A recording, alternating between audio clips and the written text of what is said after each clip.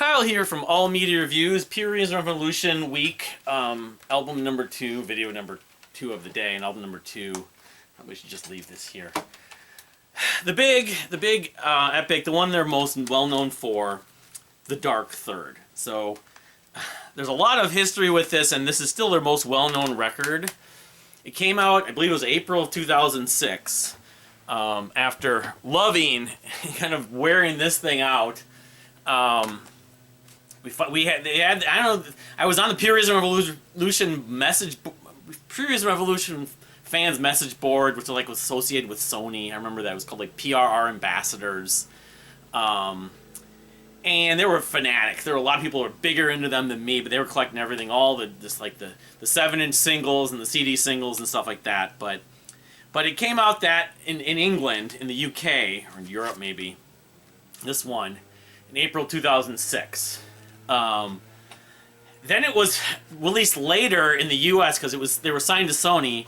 It was July or something, July or August. This with a different track list. They talked about in the video from 2016. You have many similar tracks, but some differences. And they did include tracks and you got this quote on the U.S. version. Pure Reason Revolution are hypnotic. Their music may be rooted in Pink Floyd, but it knows corners far darker and heights more dizzying, from Kerrang, a metal magazine from Europe, I believe. Mastering the contrast between blissed out inner space odysseys and rocking abandon, from Uncut. So, I mean, you had, so the European version, I'll get into the 2007 version. Then they went to play at Nearfest. They didn't play at, I don't know if they ever played at South by Southwest. They didn't do a tour. The thing that's really the most unfortunate kind of, saw what would happen in their career after this record was released. They basically got dropped by the label. They had a party. I remember reading, they bought champagne when they released this thing, and then the label, I don't know what they expected, but they didn't tour. They didn't tour the U.S., and then suddenly they weren't on Sony anymore, probably within a few months. I can't remember exactly the details. By 2007. Although they did tour with Oceansize, and I also want to say they did some touring maybe in Europe with Mew. Both in Europe with Mew. Because there's always been a connection between Pure Reason Revolution, Mew, and Oceansize, although they didn't come up exactly at the same times. They kind of got momentum around the mid-2000s, those three bands. But Mew was from Denmark, but Oceanside was from a different part of England, I believe, but Manchester. But anyway, this is a trip. It's a monster record. Of course, I've got the original vinyl here. It came out in 2015. I'm not sure which year it was. They reissued it. I should have got the reissue, but it's you only have so much money for this stuff. But the 2007 version includes basically a combination of these two, plus the song Borgens Vor. And I showed it in that, that other one. I mean, it's a double disc. Of course, it's got my favorite track on this thing among both. I mean, it wasn't even on either of these. Is this song called Golden Clothes. It's a 9-minute opus. It delves into electronica, but the vocal layers and just the dreamy vocals are the dreamiest of the dreamy for Pure Reason Revolution. A lot of the lyrics on this, I've noticed that, I don't know so much their recent music as much, but it was a Yes thing where their lyrics really were, the way they sound, it was poetry and a little bit like the new Cersei Link and Christian Nesmith album, but I mean, Aeropause is an instrumental. It's great. It sounds like Pink Floyd, like something off Dark Side of the Moon. And Goshen Remains has got this great kind of soothing momentum to it. Great harmonies from Chloe. Chloe is just, she's great as this unbelievable support female voice that contrasts to John's lead vocals. It's striking, and I don't know what else to say about it. I mean, I think over the years her voice has kind of been modified. But on these early recordings, it was so just it's a perfect texture, so dreamy, hypnotic vocals. The Apprentice of the Universe, of course, was on MySpace page at that point. It was on this sampler that I bought. It's so playful that the riff, the heavy riffs, the playful riffs are what got me. It's that was the song that kind of made me a fan, really. Then, of course, the Bright Ambassadors of Mornings I talked about in the previous video. It's the same version. They took it's 2 parts. It doesn't have the 2 parts on here. I don't know if they wrote it out on... I have to go open this sucker up. I mean, you can see the CDs. Trying to do show and tell and try to... U.S. versus... and then my CD goes flying on the ground, of course. And I don't know if I just damaged it. That's lovely. You know, I'm trying to show everything in these jewel cases. I don't know, this one I haven't played nearly as much, but the difference is, I mean, like the Twin Sin Trembling Willows, that song, after hearing this record for a few days or weeks in whenever that was, April of 2006, maybe a little bit earlier, some people, but was the standout track among many standout tracks, because it had that just crazy fast vocal lines. And again, I was reading through the lyrics today on that track, and again, it's poetry. It's like, I don't know, some of it's in like Latin, or, you know, and like they use like the artwork, you know, the artwork seems like it's from Greek mythology or Roman times or whatever. You know, I mean, it's astral folk and, you know, space rock and psychedelia, drug-induced kind of trips. It's like you're going into another dimension. Even the way it was written looks like something from, you know, ancient Greece or Italy or something like that. But yeah, Twin Sin, the Trembling Willows is the heaviest track on here, although the Bright Ambassadors riff is really heavy too, but overall that's the darkest lyrically. It's a narrative, reminds me, it's like a telling story of like people's explorations also within a dream. Apprentice of the Universe talks about, you know, like through the dream last night. And you have songs like Nimbos and Tambos on this one.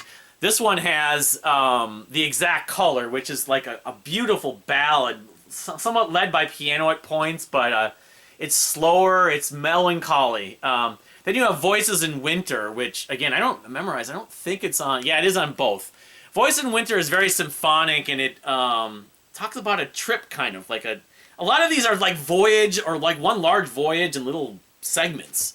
If you want to say this is a concept album about a trip, or trips through space, through dreams, through subconscious.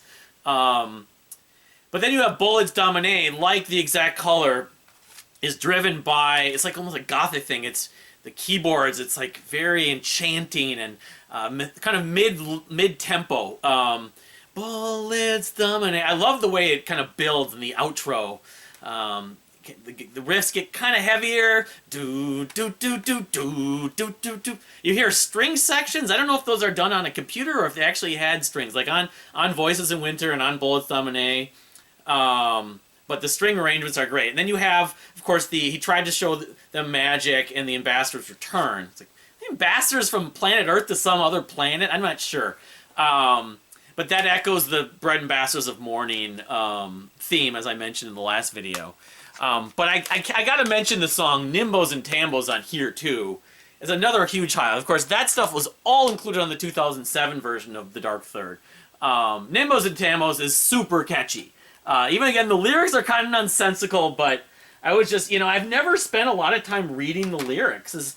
I generally listen to music and just try to figure that out or don't even worry, but there's some lines like, oh man, like, hide the light, too much for waking eyes. I mean, that's just, and I should mention, when they did play at Nearfest in 2007, it was later released as an official live album, which I never bought, I never picked up, unfortunately. I'm kind of guilty of that, because I wanted to see them live, but I haven't been to Nearfest many times before, and just watching trying to be realistic with my budget, you know, going to debt and everything. I didn't want to go just to see one band. It was like a lot of money, and I just felt like they could do some tour dates. Maybe they'll come here, and it just never happened, and then they never toured the U.S. again. They only did like a few dates out east besides the Nearfest performance in 2007, but and they actually played a track that wasn't even released on that was on the next record. But you know, I mean, the Dark Third it lives up to its reputation. I still think Golden Clothes, and it kind of would pave the way to where they'd be going with the next record, especially. It's very electronic, very trip-hop-ish at points, but it's so playful and well-arranged. The composition's just genius. I think Golden Clothes is their finest work. I mean, among other. Twin Sin, The Trembling Willows is is rivaled by it because that's the most sort of heavy and chaotic and technical. It's so technical. I've never heard singing that technical, I don't think. It reminds me a little bit, I was thinking of like Battle of Epping Forest from Genesis, where it's a word salad. Peter Gabriel's getting in, 5,500 words in about 3 minutes, and it sounds like that with John Courtney at points on that middle section, the darker kind of dissonant, very riffy, kind of Tool influence and Zeppelin influence section in Trembling Willows. But those are my favorite too. But I mean, there's the thing about this record is it's without a track that's not great. Every track is great, and that's why it really has held up. It's lived up. It's matched it. I guess you could say that there's some blending of sound. Some of these songs kind of have similar textures, but there's so many fun, like punchy riffs on many of these tracks that you just can't get enough of them. I mean, if I listened to this every day for a year, I probably would burn out on it. But it's one of the best records of the 2000s, one of the best records this century, one of the best records in that's come out in the progressive art rock or modern progressive rock style per se. I could tell that they were younger when they wrote this, because I think as they went along, they kind of changed things, especially the sort of production and the vocal style.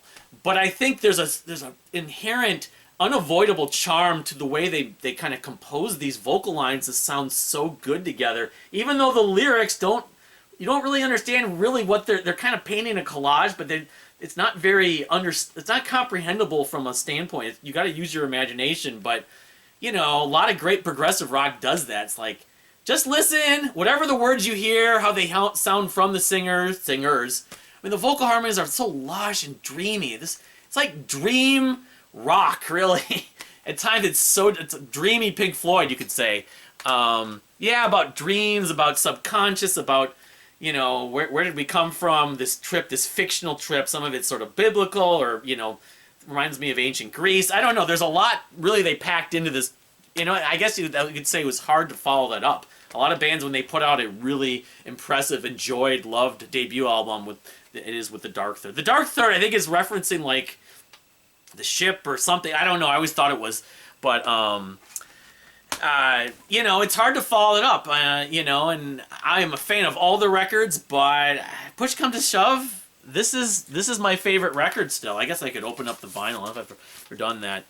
Still my favorite record from them, and I mean, so what happens when you have all your, as they say, you have your whole career, your whole life to write your debut album. Well, I suppose unless you've joined multiple bands or have different projects, but and they were pretty young. The guys were probably in their early to mid 20s when they wrote this. So, you have that whole time to write your debut album, and after that, you're just gonna have a year or two or whatever. So, but anyway, what's your take on the Dark Third from Purism Revolution?